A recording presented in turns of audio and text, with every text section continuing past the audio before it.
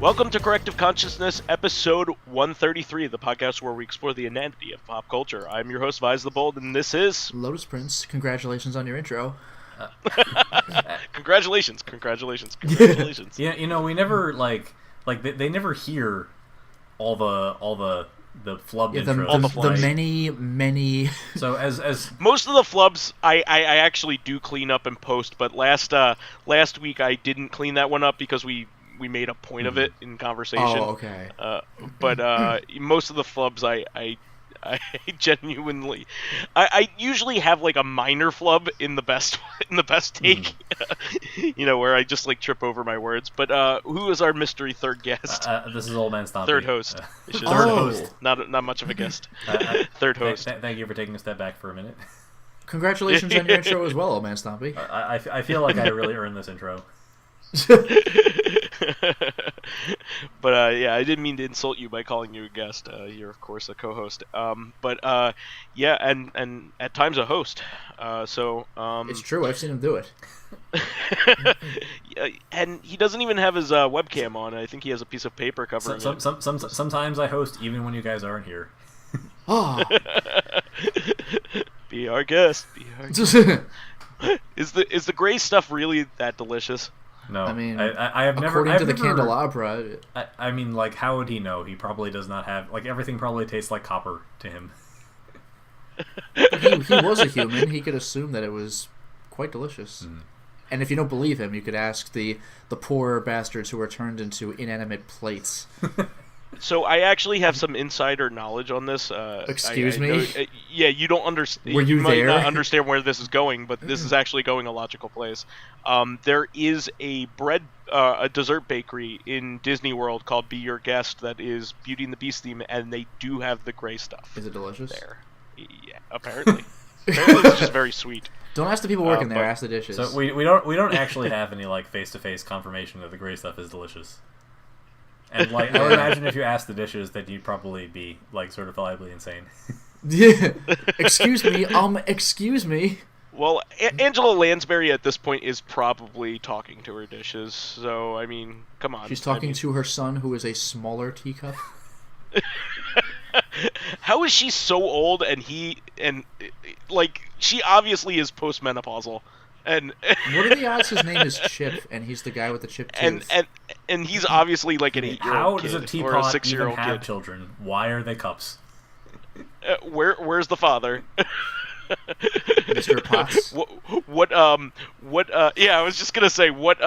So doesn't the live action movie what like implement give them more of a family? Like some of them have family members who are humans who live in the village where Gaston lives. I don't know. Yeah. Yeah, we gotta explore the last lore. The only live action Disney movie that I've seen of the remakes was the Jungle Book one, and I was actually a little disappointed in it. I'm surprised that you don't watch literally every movie that's ever come out. I try. Oh God, do I try? Every single day. It's institution. But yeah, I've only seen Aquaman recently. I haven't watched too many movies, but yeah, that's a good live action Disney movie. There you go. I do find. Oh no, it's DC. No, never mind. Never mind. It's DC. The joke failed. I do find that I like stopped watching movies after I got married because like when I spend time with my wife, I don't want to be like just sitting and watching a movie quietly in a theater. Oh, you mean theater-wise? Me and my girlfriend, we watch movies quite frequently, like on TV. Though we do like going to the movies. Well, some of our favorite dates were at the movies. Like we saw Split in the theater, and that was really good. On one of our first dates, and we kind of want to go see Glass, even though it's getting mediocre reviews, because it's the sequel to that. But I digress. We should get into the topic here at hand.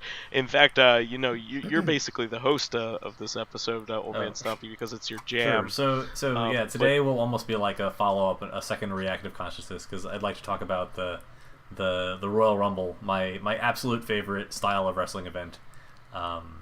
So it was this Sunday. So for people, why is it your favorite? I'm just some for some. I mean, some of it is just like that I'm the kind of person who likes like ordered lists of things. So like watching the Royal Rumble where like So the concept of the Royal Rumble match, I guess I'll start by stepping back and giving some ground information for people who didn't see any of the previous podcast episodes where I talked about it. I guess it would have only been last year's. So the Royal Rumble is a match that's run every January in WWF. The intent is to decide who will challenge for in the main event of WrestleMania. So the idea is that it's the other big event that happens every year, right? There's 4 big WWF pay-per-views. There's the winter one is the Royal Rumble, the spring one is WrestleMania, the summer one is SummerSlam, and the fall one is Survivor Series. But so when the Royal Rumble occurs in January, that typically means that WrestleMania season has begun. We know who it's like the playoffs, right? It's like the last week of the regular season, and then the next season is like a long playoff season where we determine like who's going to compete for all the titles. If you want a sports analogy, I gotcha. So it signals the first like really big salvo being fired towards it's the it's the end of the second act of the 3-act story. Okay. So usually heading towards the climax of whatever the season finale is going to look like. That usually means so the match itself is you start with 2 wrestlers in the ring, and roughly every 90 seconds like a timer comes up and someone new is introduced until 30 wrestlers have come out. So they just come out one after another, and you can't get eliminated in any conventional way. You can't be pinned or submitted. Those don't matter. You can only be eliminated by being thrown over the top rope and landing with both feet on the floor. Or in the case of Zach Gowen, who is a one-legged wrestler, all of your feet have to hit the floor. Well, it's all of your feet for anyone. And in the case of I can't remember the guy's name, but there was an independent wrestler for a promotion who had a prosthetic leg, and he got thrown out, and he hopped around, and then someone came out with his prosthetic leg and threw that out separately, and he was eliminated. That's amazing. So he wasn't eliminated until they picked up the other leg, and threw it out. So he was not eliminated until. So his plan was to come out without his prosthetic leg. He left it in the locker room, and he claimed that both of his feet did not touch the floor, so he could not be eliminated. And someone had to go backstage and rescue his prosthetic leg, or just acquire. I was thinking almost the opposite, like in a daring last-second thing, like. You know, like in basketball, when the ball's about to go out of bounds and you yourself dive out of bounds, and while you're still in the air, you catch the ball and throw it back in. I'm thinking, like, someone throws him out of the ring. Like, this would be so hard to pull off. This is never going to happen. But someone throws him out of the ring, and before he hits the ground, he, like, removes his own prosthetic leg and, like, chucks it back in the ring to buy himself a couple seconds. I will say that every year there are at least 1 or 2, like, death-defying near misses, and you'd be surprised what, like, talented athletes are actually capable of, like, managing to do. When required to, and also when you have the benefit of the camera not focusing on you if you like mess up a little bit. That is true. Both of your feet. Actually, so there was a very, very famous botch to the ending of one of the Royal Rumbles in 2004. It was John Cena and Batista, and they were the last 2 men in the ring, and they managed to eliminate each other at the same time. Oh. And they were trying to do, I think it was Batista who was supposed to win. And his feet were supposed to hit the ground slightly after John Cena's, but they wound up hitting exactly at the same time. And the referees in wrestling are actually expected to call it like they see it. They can't just like pretend that they didn't see something just because the script says something else. So they always call exactly what they see in the ring. Well, they have to have plausible deniability. I mean, they can't fool the audience and make a bad call just because then they'll really pull up the curtain. That's right? True, you know. Yeah. And so they've done this a few times. The referee has like tried to like force the planned ending when clearly something else happened on camera, and it's been an absolute disaster. It's very rare that they actually like successfully pull that off. So what happened was, to resolve this, Vince McMahon himself came out, and Vince doesn't like he at this point he's in 2004 he would be in his late 50s, so he's not quite in the best shape anymore. And he's been sitting backstage for the last like 3 hours for the entire pay-per-view, since he mostly like if he had been making a planned entrance to fix this, then he'd be at what's called the gorilla position, which is like right in front of the curtain behind the Titantron, like standing and getting. Oh, that's a clever name, like freaking King Kong. Well, it's not. It's because there's a guy, Gorilla Monsoon, who was a Never mind. reporter. I was thinking like you pull back the curtain and King Kong's there on display, but No, fuck that, sorry. I guess. nice try. Yeah. So instead, he was actually sitting at his chair for the last like 3 hours producing the show, and so he comes charging out backstage, and since he hasn't been stretching and he hasn't been loose, he blows out both of his quads. Like as he's running to the ring, like trips and falls and barely manages to roll into the ring, and then has to sit there. He can't stand, but he's decided that he's going to take charge of the situation, and he's just like sitting there looking like really fucking angry, probably in tremendous pain, and like directing the referee to like restart the match so that they can get the actual ending. That's insane. And they had to like carry him back out of the ring because like he couldn't walk. It's like among the most absurd. Like I've seen a lot of absurd things, including at this pay-per-view, but this was like way up there. It was like the shot of Vince fucking McMahon, just like like completely unable to walk, sitting in the ring, back against the ropes, like still looking like he's completely in command of the situation, hasn't lost a step, despite the fact that he's in excruciating pain, and then managing to restart the match before being just like carted back off stage again. That's crazy. So yeah. Wow. So as of last year, actually, the event got even more exciting with the addition of a women's Royal Rumble. I know I talked quite a bit about this last year. It was the last year the women's Royal Rumble was the main event of the pay-per-view. This year it was not, although it probably should have been. The expectation... Yeah, there was a lot leading up to this, like on Twitter and social media, with the women's wrestlers. So the pay-per-view itself was fantastic. Usually the Royal Rumbles are at their best when there are like a whole bunch of little storyline threads. The match itself, because you have to have like 30 wrestlers coming out with about a minute or two between each one, it takes about an hour. Since you're like, trying to build a little story into every single person who gets eliminated. You're trying to, have some kind of storyline that weaves itself throughout the match. You usually have like one or two giants like the Big Show or Braun Strowman, where like a lot of the early part of the match is built around them just demolishing people while like everybody teams up and like forms alliances to like try to get him out of the ring. Since you can imagine, like it's easy to make a really big guy look like it's really hard to push him out of the ring over the top rope. So that tends to be where a lot of the drama comes in at like a lot of signature points in the Royal Rumble. But like overall it takes about an hour, and since there were two Royal Rumbles, the women's one into the men's, there actually even were a couple of plot threads in the pay-per-view that weaved itself through the women's into the men's Royal Rumble, which I thought was really cool. Usually there's like a big storyline around who's number 1, because you can imagine that's the hardest position to win from, and who's number 30. Like the number 30 position is obviously the most exciting, and they either save it for like somebody who won a big match leading up to the Rumble, or they save it for like a really big surprise entrant.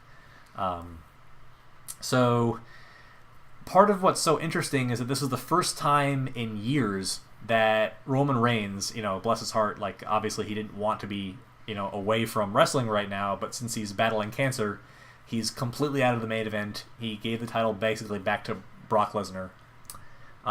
And for the first time, since I think 2013, we have a Royal Rumble that isn't dominated by either the fans rooting for Daniel Bryan to win or the fans rooting for Roman Reigns to lose.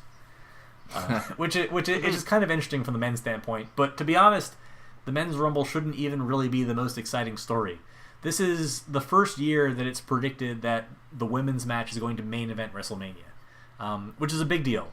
Usually WrestleMania has like 2 to 3 matches that they claim are the main event, but obviously you want to be the last match on the card. Like that's the real main event. It's almost always like some special attraction. Someone who hasn't wrestled in a long time is coming back, like The Undertaker, like The Rock, like John Cena, who's a part-timer right now, like Triple H. But this year they expect it to be Ronda Rousey, who debuted a year ago at the Royal Rumble in WWF, versus like whoever the hottest women's act is. Right now that's Becky Lynch, who had like an absolute career resurgence in the last year that was nearly derailed, and that's part of the storyline coming into the event. So I forget how much I talked about this, but before Survivor Series, she got punched straight in the face by a women's wrestler by the name of Nia Jax, who like Roman Reigns is like part of The Rock's extended family, and it's like widely believed that the only reason she's on the main roster at all, as opposed to still being in developmental, is like because of that association, and also because she's like huge. She's like jacked. She's like nearly 300 pounds. So Jesus. you know Wow. they brought her up because there really is nobody. She's part of that Samoan family that they're all part of, right? Yeah. So she's got a look that no other woman on the roster really has, except for Jimmy Snuka's daughter is actually on the main roster too. But she's not that great, and like Jimmy Snuka has a lot of baggage. He got convicted recently, or he was convicted but pleaded insanity for like the murder of his girlfriend in the 80s. So like, yeah, I don't think they want to really play up that association, and she's probably never going to have a main event role. And she's also like in her early 40s, so she's also at the end of her career.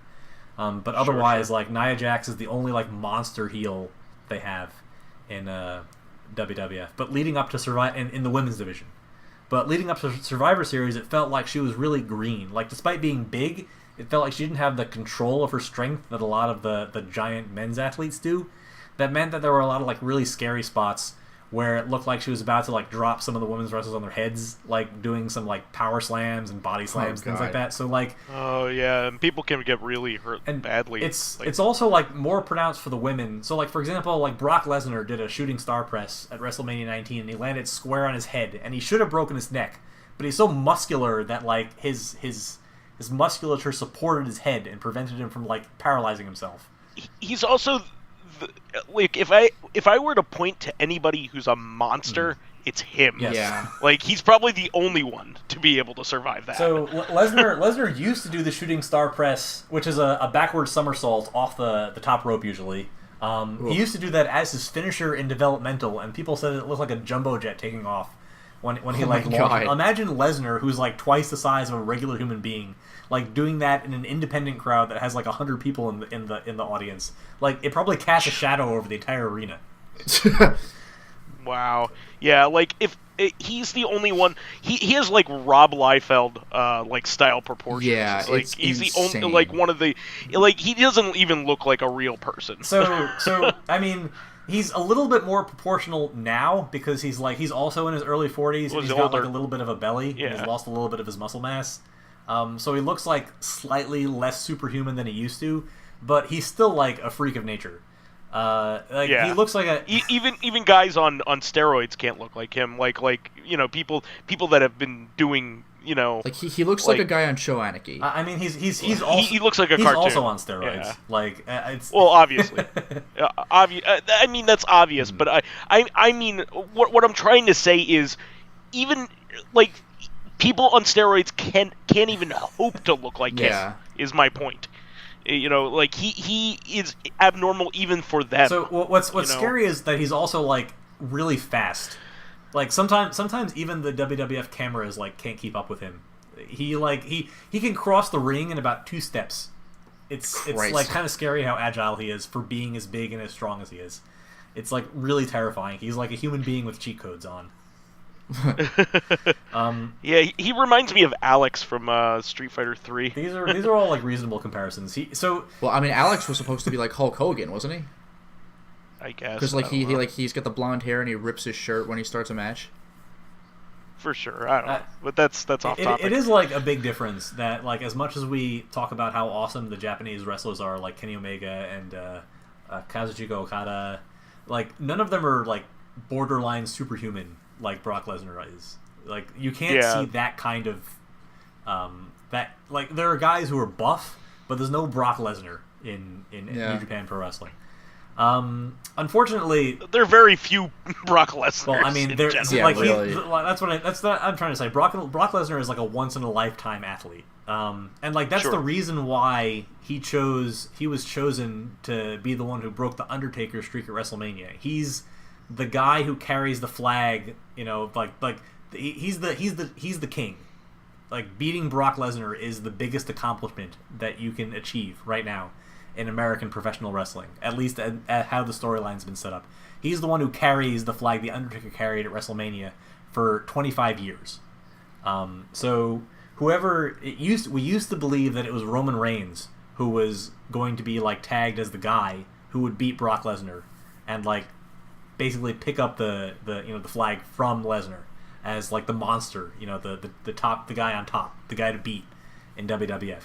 Unfortunately, that's supposed to happen at WrestleMania 31. It didn't, and then it was supposed to happen again at WrestleMania 34, and that one Lesnar won. I know I talked about this on the podcast previously. Everybody thought it was because they had abruptly announced this like big Saudi Arabia show, and they were saving his triumphant moment for that Saudi Arabia show, which was like a couple of weeks after WrestleMania. But he lost that one too. And then he finally won a match at SummerSlam a couple months later, but he won that with like significant interference from Braun Strowman, who had that Money in the Bank briefcase that gives you like an automatic championship match at the time of your choosing. So he didn't even beat Lesnar cleanly, and it felt like extremely disappointing that was supposed to be his signature moment. There was no like substantial catharsis. It was just like, oh, Reigns has the title now. He managed to get it. He figured out how to distract Lesnar long enough to hit a finishing move and pin him while he was distracted. Like that's not how you want your dominant babyface to like win the title. Yeah, it's not overcoming the odds. It feels like the victory was like snatched away from the opponent. So of course, immediately after that, Lesnar, like we all know that Reigns, he announced that he had his cancer had come out of remission, and that he had to vacate the title. It seems like he's doing quite well. It was recently announced that he's acting in a movie with The Rock. He's announced he's going to be a supporting actor in the next Fast and the Furious spinoff. So, damn. Oh, okay, yeah. I heard that The Rock was getting his own spinoff. So I guess he's at least well enough, or dealing with it well enough, dealing with his cancer therapy well enough to like act in an action movie, which is pretty nice. So that he wants to work at all, really. Well, I'm sure. Like, I mean, yes, it's good. Like, I not that I've personally experienced it yet, but I know that cancer treatment can take a lot out of you. Like the fact that the fact that he has like the optimism. Like, I'm sure he doesn't want to just sit at home all day, like making public appearances whenever available, just like doing nothing otherwise. But it also makes you violently ill. I mean, it like you are getting better in the sense that you're treating the cancer, but you're also like making your body sick with like radiation treatments. So yeah, like I've had friends and family. It's awful. I mean, he's lucky. I shouldn't say lucky. He's fortunate in that he's a young guy, and maybe his resilience will help him in being young. Right. So, but like older people have a really hard time with it. So he had cancer the first time when he was 22, I believe, and now I think he's 35. And unfortunately, like the prognosis for remission for like cancer that comes out of remission is much worse than the first diagnosis. Sure. But nonetheless, like he is an athlete in peak physical condition. I'm sure he detected the fact that he was sick again as pretty much as early as he possibly could. And he has access to the best medical care, and of course he's also a millionaire, so he can afford any treatment that he requires. And he probably has checkups so often too, because like the staff is always checking on him. I'm sure. It has happened because it was basically reported that he was feeling tired, and he decided not to go to a house show one weekend, and then almost immediately after it was announced that he had cancer. So I'm sure it feels like they detected this extremely quickly. At least based on how much time he took off from his regularly scheduled appearances before he announced that he had cancer. And I'm sure he's gun shy in that he was already diagnosed with it at some point in his life, so he was like, okay, we got to check this out. And we never knew that too. Yeah. So we, as the public, never knew that he had cancer once before he became a WWF wrestler. That has never been something that was like publicly announced at any point. Unless I just missed it and be like people like, for example, there are other wrestlers who are cancer survivors and they just don't talk very much about it. So it's possible that we just didn't really hear about it. Anyway, so Lesnar has the title again. He won it back at the very next match after they re-signed him. He had WWF over a barrel. Like, they had nobody to put the title on who was anywhere near the star that Roman Reigns that was ready to take the title, that had been groomed like Roman Reigns was.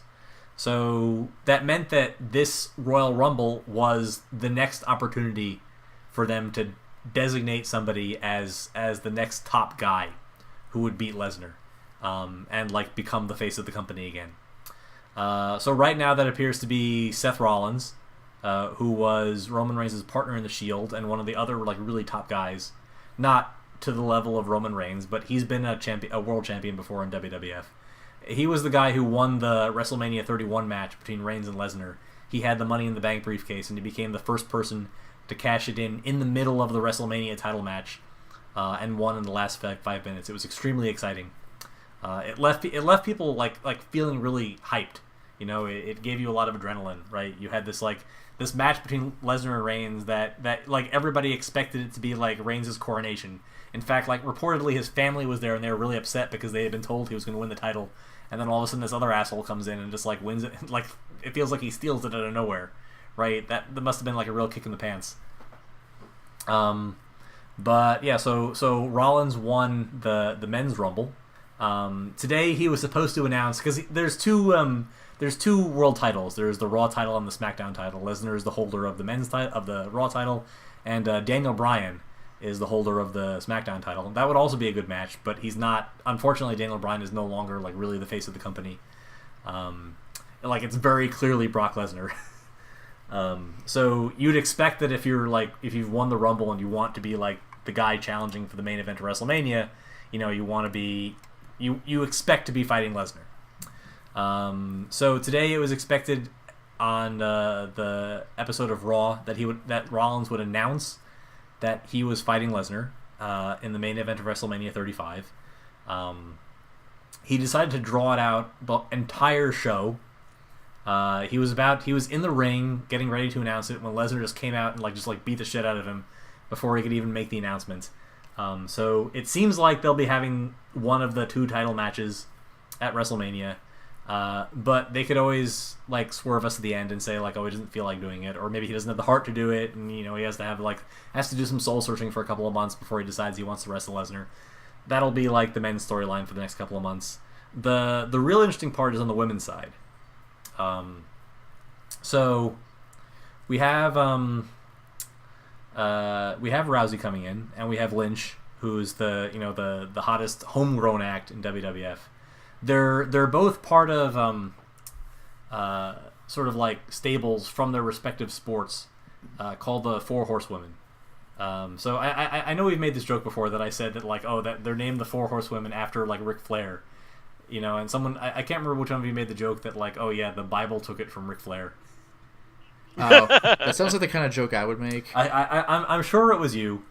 I can't believe real life, the Romance of the Three Kingdoms, ripped off of Magic the Gathering, Portal of Three Kingdoms. Yes, I think you also made that joke.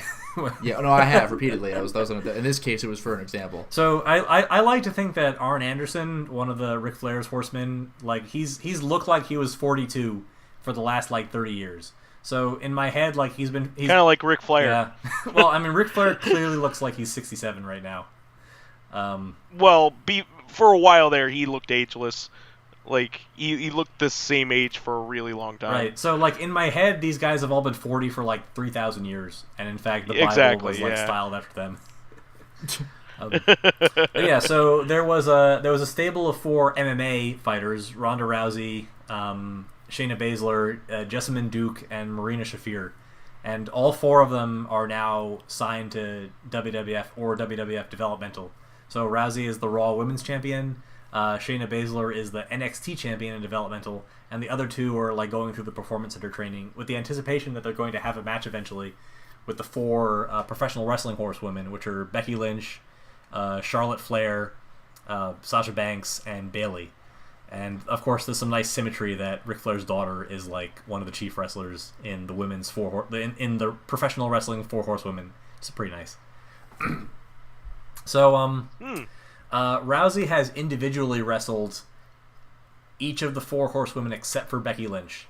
She was supposed to wrestle her in a champion versus champion match at Survivor Series, but Lynch got knocked the fuck out by Nia Jax the week before. Yeah, you were telling us in a previous episode, right? So that's why I was going to why Nia Jax had a lot of personal heat on her from the fans, because she seemed like a really unsafe worker. If you see the video of her just punching Lynch square in the face in what's supposed to be a pretty harmless brawl, you don't punch like that in professional wrestling. If you see people punching, no, wrestling, it's a kayfabe punch. Yeah, those are nothing. Even when there's contact, usually it's a forearm, so the surface area is large. That's part of the secret. It's a slap at most. It's right. Yes, it's a slap, or it's like a nudge or like a push. It's rarely like a full-on like contact punch. But she punched her like right in the eye socket, like literally broke her face, and like gave her a concussion. And there was some concern that she might even miss WrestleMania season, or possibly even have to retire, because she had previously taken several years off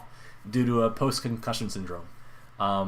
And you know, like, second impact is a real thing when you've suffered a concussion in the past. Like, you could die from another concussion if you've already suffered one. So that was like a really scary couple of weeks.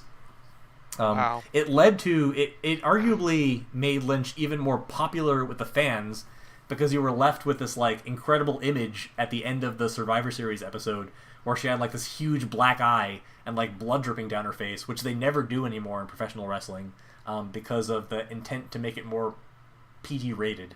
Not that I think it's a good thing that like that like when people get cut open, you know, but you make the most of what you have. Mick Foley used to like make himself like, he used to do the razor thing, you know. Well, all the that point kind is of that stuff, like right? everybody used to do it in title matches, but almost nobody does it anymore unless it happens by accident.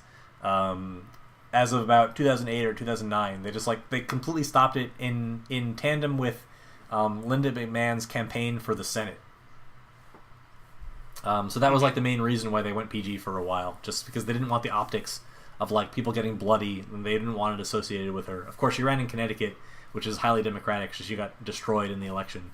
So it was basically for nothing. They spent millions, but then again, like, this is the same family that started the XFL, so they're willing to like, and wants to start it a second time. Yes, and this time it might actually be successful. You never know.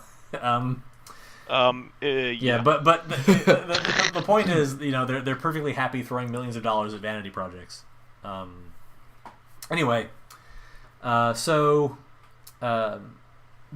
what I'm trying to get at is there was supposed to be a match between Lynch and Rousey at Survivor Series, and it potentially could have main evented the show. It was easily the hottest potential match out of what was rumored coming into the show. The day after that happened, the day after Lynch got her face broken, Daniel Bryan won the title from AJ Styles, making a Daniel Bryan versus Brock Lesnar champion versus champion match, which is something people had also always wanted to see. And it was expected that was how Daniel Bryan was going to lose the title when he won it after WrestleMania 30. In a SummerSlam match to a returning Brock Lesnar, after Lesnar had beaten The Undertaker streak that same pay-per-view. So that was something that people had never expected to see, because Bryan had been retired for a couple of years, and now we got to see it at the Survivor Series. It took a little bit of the heat away from not getting to see the Lynch Rousey match. So the idea was like, okay, you know, Lynch actually, she was competing for the title at the Royal Rumble. So, you know, how is she going to get herself into the title match? Well, obviously she's already got a match. She's not going to be in the Royal Rumble. You know, but like one of the most popular, one of the biggest tropes in the Royal Rumble is like some nobody superstars coming to the ring, and they just get blindsided by somebody who like takes their spot, because I guess that's just how loosely the rules are enforced in professional wrestling. You know, it's all about might makes right? So if you like beat somebody up, you get all of their powers and all their privileges and all of their like whatever like Hosanna, like Mega Man. Yes, it's like Mega Man. So like Kenny Omega. Yes. Well, I mean, he literally does the Mega Man thing. He like absorbs his opponent's finishers and uses them. That's freaking great. Which is like fantastic. And he came out to Mega Man music for like the first several years of his career. Yep. But but also like from a narrative standpoint, wrestling is like Mega Man. Not literally like Mega Man. Only he is literally like Mega Man. Anyway, so there was this story about Nia Jax that ran through like the entire pay-per-view, and it feels like I'm not sure how I feel about this, because it feels like they're playing into the fact that like everybody hates her before she just because she like broke Lynch's face and nearly killed Charlotte Flair like doing conventional body slam. So like what concerns me is that they're like elevating her to a position where she has to like be way out of her element and potentially hurt somebody else, like just to capitalize on like the natural heat that she gets from like being so widely reviled by a lot of the fan base. But you know, it is what it is. Like the show's already over, right? So we can only like talk about what actually happened. During the pre-show, Nia Jax attacked one of the other female wrestlers who was acting as the valet for her husband, Rusev, who was competing in the U.S. title match. So her name was Lana. She got like demolished, but she got like her like ankle got hurt during the match as part of a shoot, not actually, but as part of an angle. Like Nia attacked her and injured her ankle worse. So when her time came to enter in the Royal Rumble at number like I think she was I think Lana came in as 28. She could like barely walk, so she comes out and she's like limping down to the ring. And she takes so long to get down there that Nia Jax comes out at 29. Like the 90 seconds pass before she even gets all the way down to the Goddamn. ramp. So Jax, she's like kicks her again, like while she's down on the way down the ring. And then I forget who was 30th. I think it was Carmella. If that doesn't sound familiar to you, there's like practically no reason to talk about her aside from the fact that she's like from New Jersey. So after Carmella comes out, Lynch comes out and like argues with the doctors and the WWF officials who are like attending to Lana, who never made it to the ring, and she's just like, well, like she's crying here at the side of the ramp. She's never going to make it to the ring. Clearly, you should let me compete in the Royal Rumble match. Which like I can appreciate what they're trying to do, but like that must fucking suck to be Lana. That like you're like supposed to be selling the fact that you're like mortally injured and you can barely walk, and the crowd gives like zero shits about you, and all they want to do is cheer for Becky Lynch to make it into the match. Like they don't care about you at all. They're not paying any attention to you. Like they're just paying attention to the official, waiting for him to make some signal that Becky Lynch is allowed to enter the match. And like she was, and of course they like cheered the fuck out of her. And then like Nia Jax takes out her ankle too, and they have some whole storyline about her. So the last three were Becky Lynch, Charlotte Flair, and Nia Jax. There's always somebody who's in the match late, basically as a heat magnet, where like you're terrified they're actually going to win. You know, so like you're happy when they lose. And this time it was Jax. You know, like I said, they're playing off of the fact that like everybody hates her. So Flair and Lynch eliminated her second to last, and then Becky Lynch wound up winning the Royal Rumble. And she will. And today she announced that she's going to face Ronda Rousey in the main event of WrestleMania. So that's pretty exciting. The follow-up was that Nia Jax then went and attacked the men's entrant who came in number 30 in the men's Royal Rumble. And then she took his place and entered the men's Royal Rumble, becoming the fourth woman to enter the men's Royal Rumble and the first person to enter 2 Royal Rumbles in one day. Damn. And also the first woman to compete in 3 Royal Rumbles. And Nice. I think the second woman to compete in both the men's and the women's Royal Rumble, because I think Beth Phoenix did that first.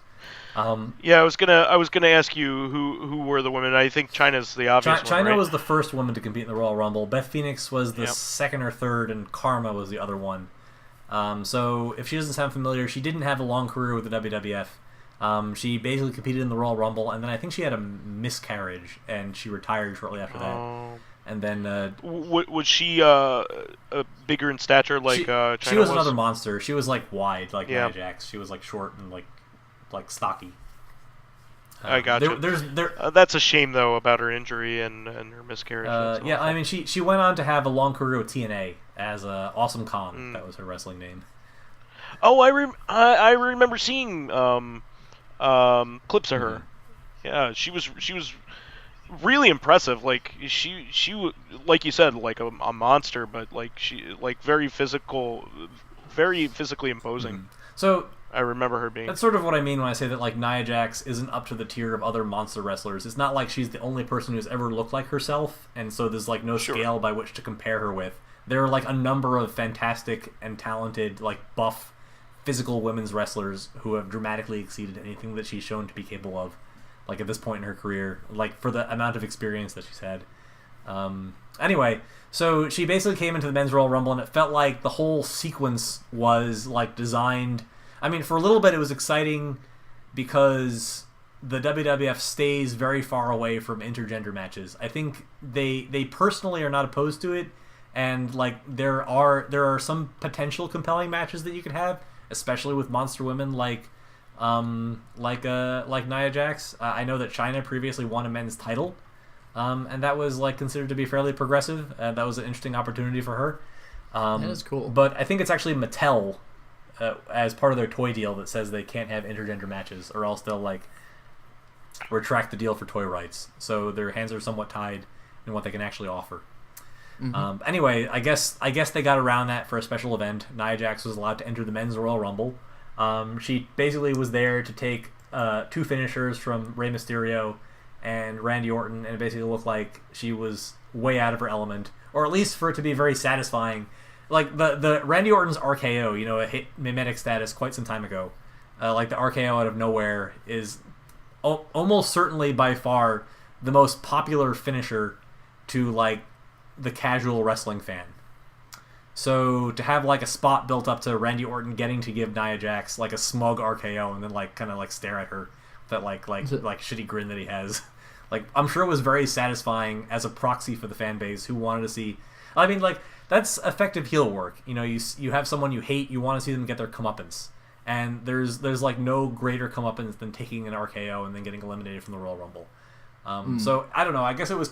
I'm not sure yet. Like only a day after the event, like how I really feel about this. But it's interesting to me that they had this like whole storyline revolving around Nia Jax. Like a lot of the WWF universe, like a lot of the problems they're booking have been that their matches tend to be self-contained. Like if you're in a feud with somebody, it's like the rest of the WWF world doesn't even exist.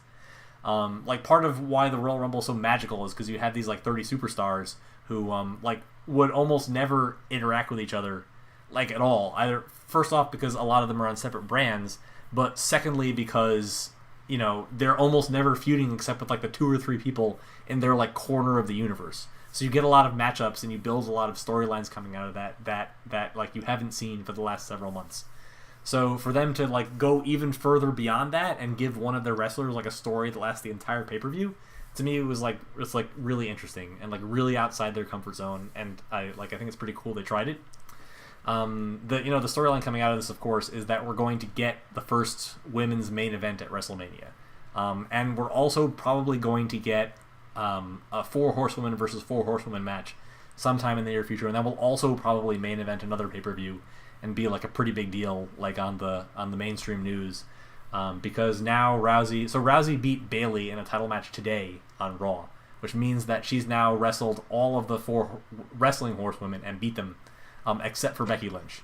And so like it's wow. Like she's been working her way through it, and like I guess it's a bit of a weakness of having a bunch of like legitimate MMA fighters like Lesnar, Rousey, and Baszler, is that it feels like fake fighters shouldn't be able to beat them. Like people who don't really know how to fight, like who just like play fight, who are like great athletes but don't actually have any fighting experience. Like they always look outmatched in terms of the way the match is presented, and it's almost never believable that a professional wrestler will beat like a trained MMA athlete. So makes sense. So like they write themselves into a corner a little bit. Like there's nobody credibly who I feel like could beat Brock Lesnar. There's like nobody credibly I feel like who could beat Ronda Rousey like in the WWF. I'm sure the matches will be great if Rollins beats Lesnar and if Lynch beats Rousey, but up until then, I don't know. I mean, other than maybe another like what's the name of the gold Olympian, gold-winning Olympian? Kurt Angle.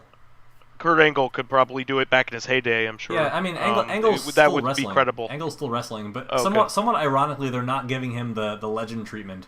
So like Triple H and The Undertaker and Shawn Michaels and Kane, like when they come back, they tend to be like superhuman, like sure. like a Silver Age, the Silver Age, like the Golden Age Flash when he comes back. They're not at the height of their powers, but like they're practically indestructible. Like Superman Prime is the big example. Yeah, that's the perfect. That's the Prime. perfect example. Like Kurt Angle though actually is playing an over the hill wrestler as his character, which is like very unusual for how they portray people like the Attitude Era superstars when they come back. It's kind of interesting to me. He actually lost a match badly to a mid-carder today on Raw, and he got eliminated with basically no fanfare to the Royal Rumble. He was like the 3rd or 4th entrant. So. Like he's still around. He wrestled a tag team match with Ronda Rousey. That was his last WrestleMania match. That was her WrestleMania debut, and she was great in it. He was the perfect partner for her because he's like so technically sound. So yeah, they made a good match. Obviously, eventually she'll probably start teaming with the other MMA women. And there are a couple of other like women with an MMA background who do wrestle for WWF. So if the WWF feels like pushing them as faces, they'll also be good good competitors for her, I think.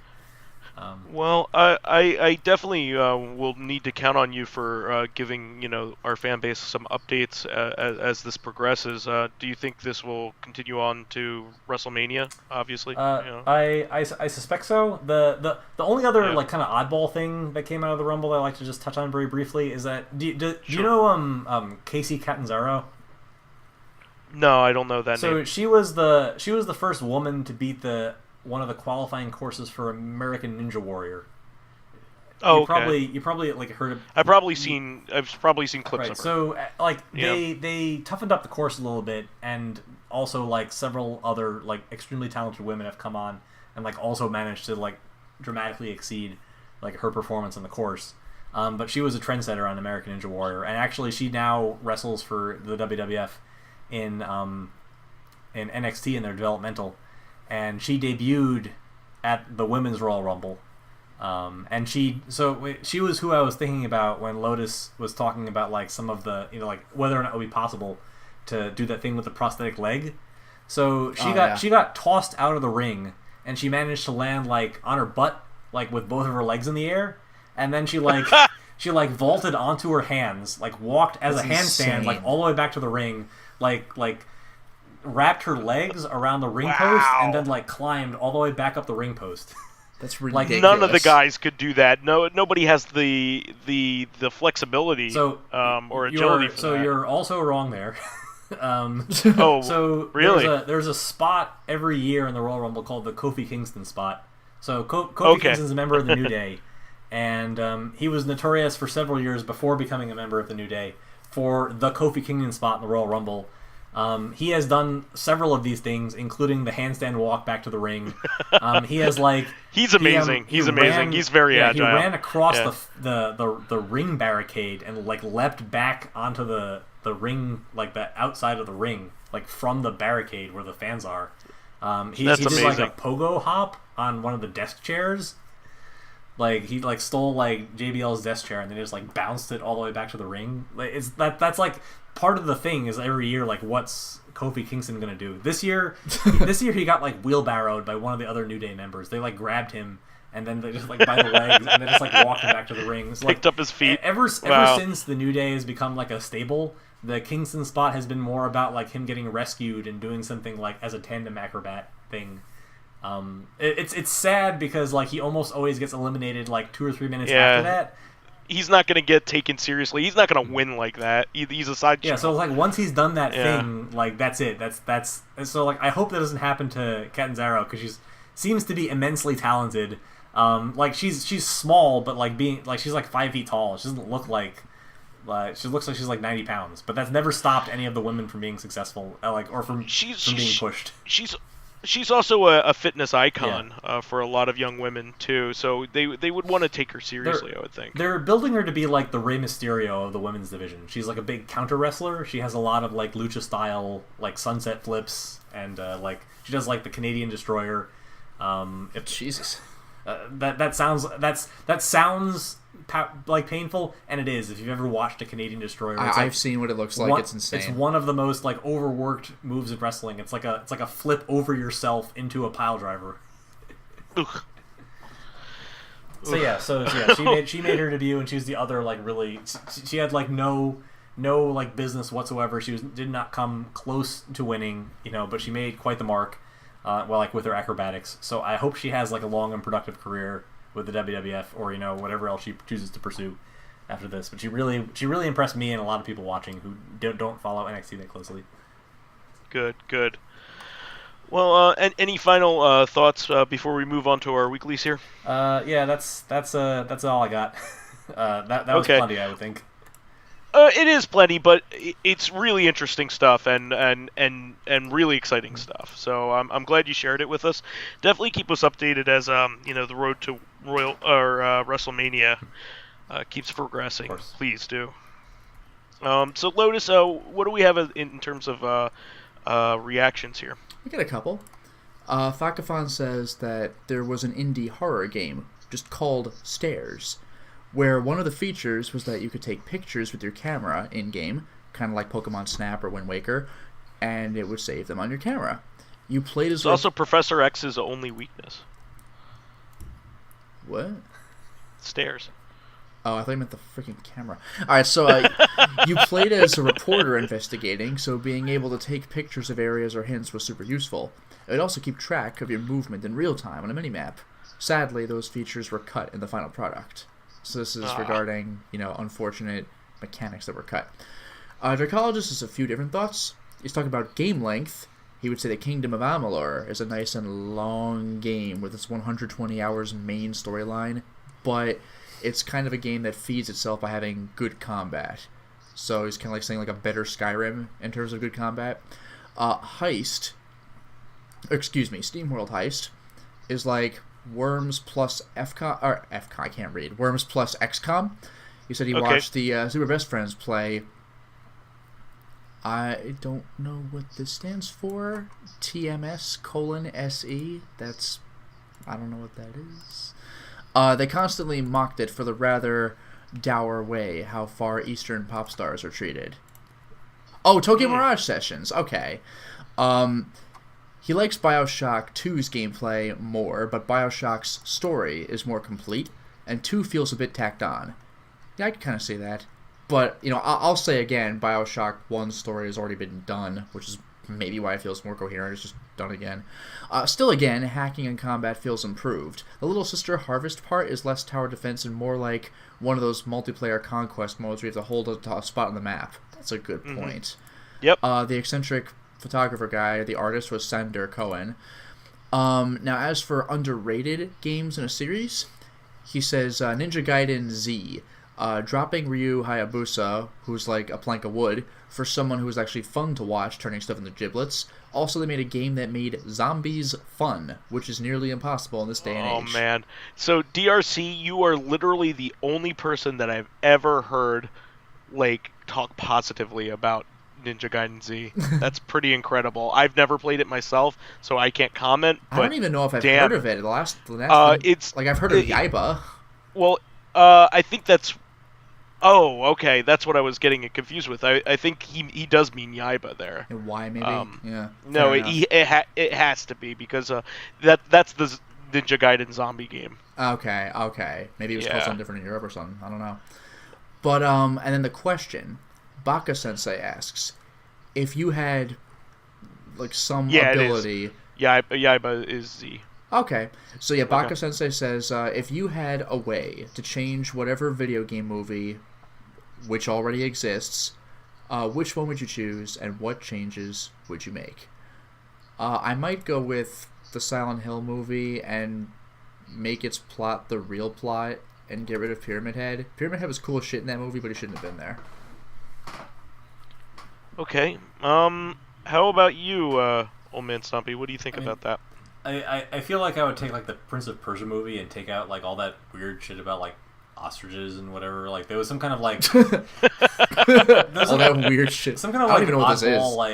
Political message. It almost felt like a bit of Star Wars Episode 1 had gotten grafted onto the movie. There was some subplot about trade routes or something. I barely even remember it. It just that could have been the setting for a pretty good action movie, just because the games. It feels like they would translate pretty well into movie-style action. All those cinematic action games should be easy to make into a movie, but they insisted on the plot get bogged down. Well, speaking of which, I haven't seen it, but I heard Assassin's Creed the movie was also really not good. And again, that's one of those I know it's a lot of stealth missions, but I think as the games went on, there's more and more just action with them. But there's a story there and a mythos they could build on, you know. I would have to say probably why didn't they just make the Doom movie a first-person movie like Hardcore Henry? Why didn't they do that? I don't know if they could have pulled that off. Maybe not then, but you could do it now. You could certainly do with it GoPros. Now. Or maybe maybe the Resident Evil, the first and second movies are acceptable, although fighting Nemesis barehanded I thought was dumb as shit. But how about the third Resident Evil movie and onward, making them just not fucking garbage? Just wholesale, just and they get progressively worse. Not only are they they start off at garbage level, they get worse. I thought 1 was acceptable. 2 was acceptable with stupidity. No. And 3 was fucking trash. I meant starting with 3. They start Yeah, off at 3 was garbage level, and actually- then they get progressively worse. 3 was where I rage quit the series. I was just done. And the movie opens with, like, the T-virus kills, like, all plants and dried up all the water, and I'm like... Like, how? Well, I'm just like, killed plants? Because last time I checked, it made plants way bigger and stronger. What the hell are you talking about? Like, the T-virus makes everything bigger and stronger Bigger and stronger. angrier. And dumber. Yes. Yeah. Also, the one thing I thought was, like, ridiculous. Resident Evil 3, I think, like, the third movie, I think, started to play with Resident Evil 5. They had Plagas, although they never explained that they were Plagas, so suddenly some zombies just had that crazy tentacle stuff coming out of their mouths, and it's just, I don't know why, it's just scarier, I guess. But there's that one fight with, like, you know the not Dr. Salvador guy in 5, like the big guy with the hammer? Yeah. Mm-hmm. Like, the fight with him in the shower, the entire scene was in slow motion. It wasn't like Zack Snyder, like, the cool part, slow motion. Like, the whole thing was slow motion. I'm just like, what are you doing? It's just a slow scene now, thank you. It was like that joke in Futurama, like the Baywatch movie that's entirely in slow motion. Like, so, all right. I will say there is one video game movie that is not good, but I would change absolutely nothing about it, which is the Super Mario Brothers movie. And Yes.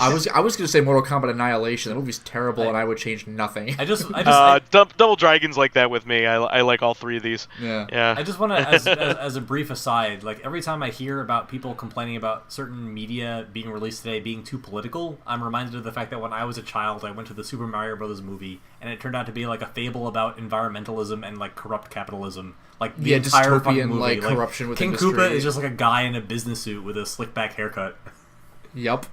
I mean, it was of the time, you could argue. I mean, like, Captain Planet was a very big thing. Like, saving the whales and, saving dolphins was a very big thing in the 90s. Well, speaking of which, my favorite is the complaints about, like, man, I can't believe that kids' TV shows today are shoving this stuff in our face. Whereas in the 80s and 90s, after an episode, there would literally be an extra segment where the main character directly talks to the camera, like, hey, kids, bullying each other is wrong. If you see bullying, maybe contact a teacher. It's like they just directly, like, shatter the fourth wall and talk to you, like, the viewer, sometimes it directly. Sometimes it wasn't even, like, part of the show. Like, there was a Sailor Moon series, which very clearly was not, that. Like, part of the original Yeah, Sailor Japanese. Moon, they really tried shoehorning stuff in, so it's like, what's a thing that happened in this episode? What was the monster's theme this time? Let's talk about that in real life. Like, Sonic the Hedgehog had actual There was Sonic one about Says anorexia with Sailor Moon Says too. serious? Like, I remember it. Yeah.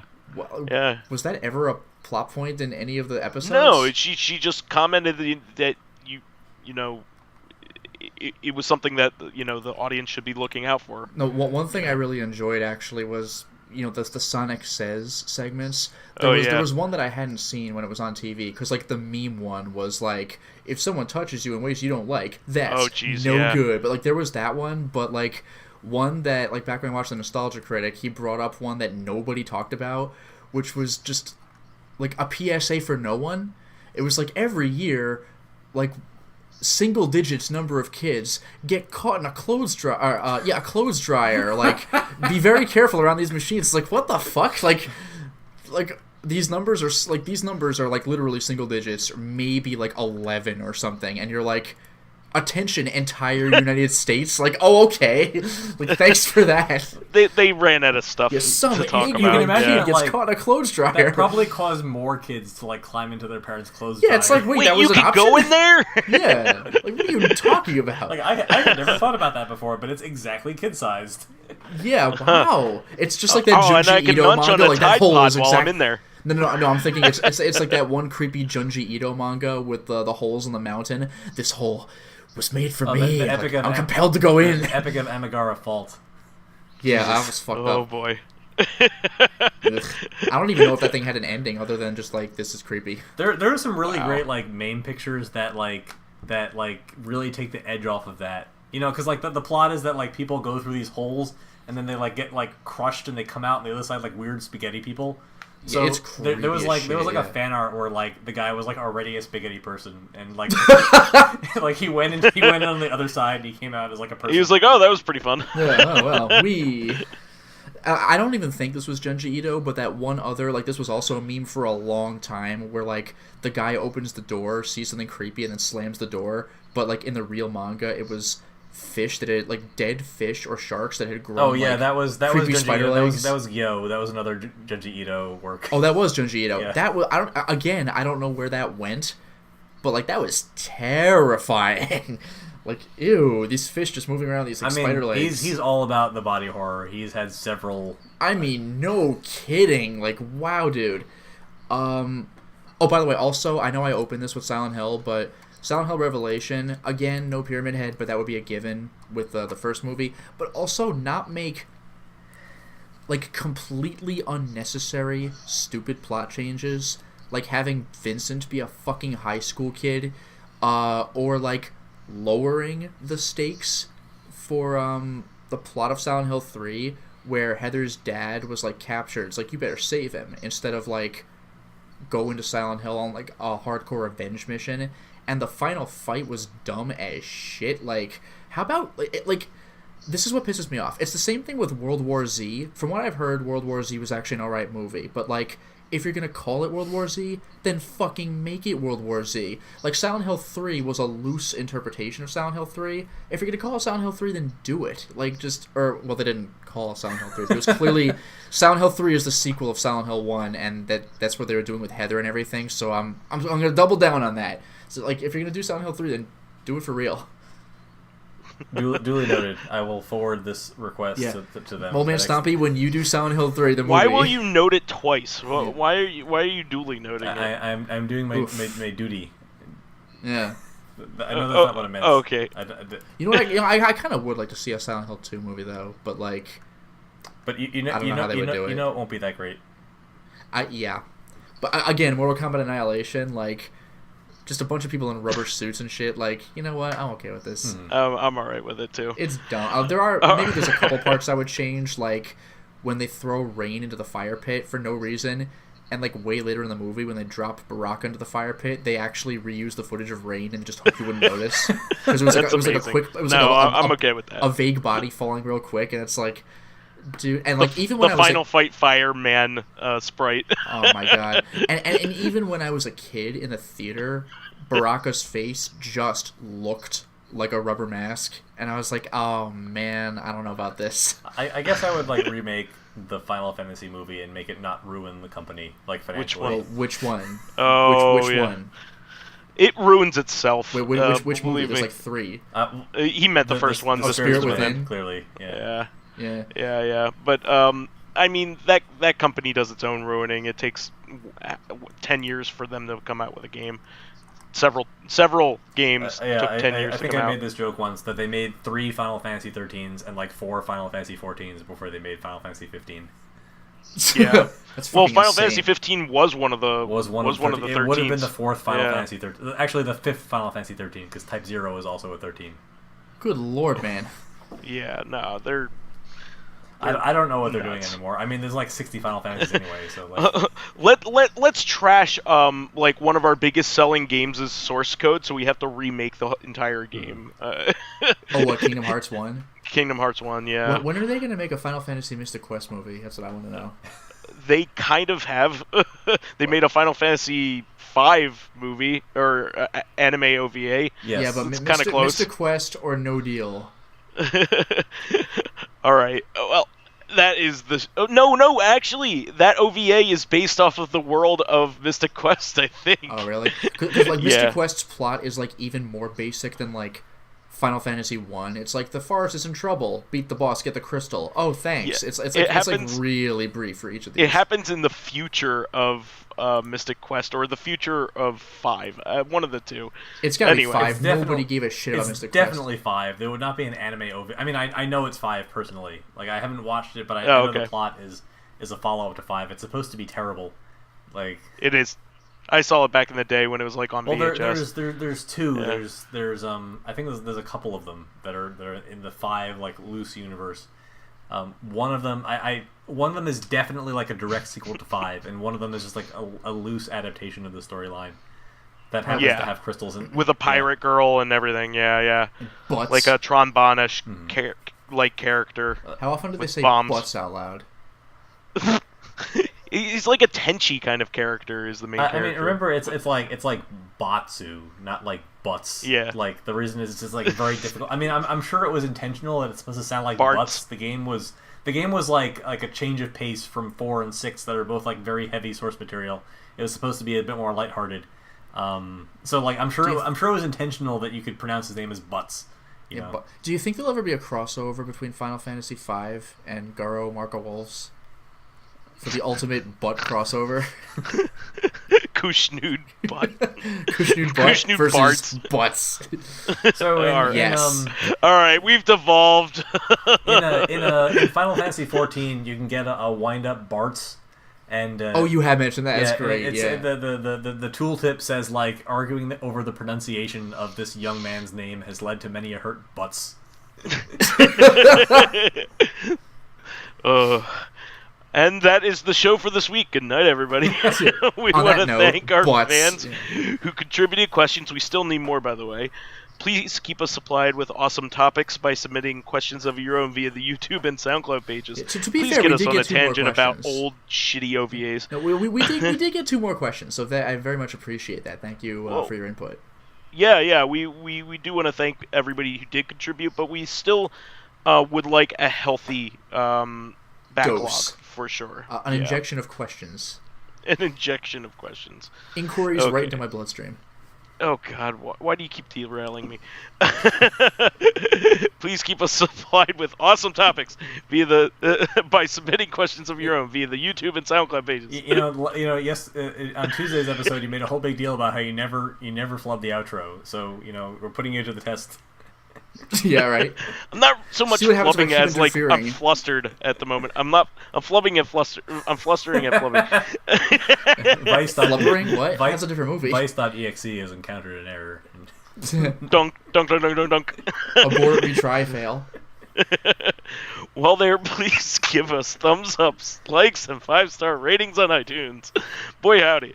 It helps promote and spread awareness of the show, and any bit of encouragement helps keep the show going. You can also catch us on Tuesdays on our sister podcast, Corrective Consciousness, the in-depth look at this week in our lives. Finally, you can find me as Vysethebold on Steam, PSN, Xbox Live, Twitter, Switch, Battle.net, and Epic Games. What a professional read. You can follow me on my YouTube channel, Lotus Prince. You can hit me up on Twitter at Lotus Prince. And finally, if you are interested in seeing my videos early, getting in on exclusive live streams, selecting upcoming games for me to Let's Play, currently doing Binary Domain, or finally, getting in conversations with me and other patrons on Discord, then perhaps consider swinging by my Patreon account, which can be found at patreon.com/LotusPrince. And you can find me as OldManStompy on most major gaming and social media networks, except for Steam, where I'm OldManButts. So that's what it's been the entire time. It is not that. I have no idea if somebody actually holds that name. You're welcome to harass them if they do. Yeah, they do now. Like 2 big Christmas hams. Anyway, we will catch you on Tuesday, everyone. Until next time, everyone. Cheers.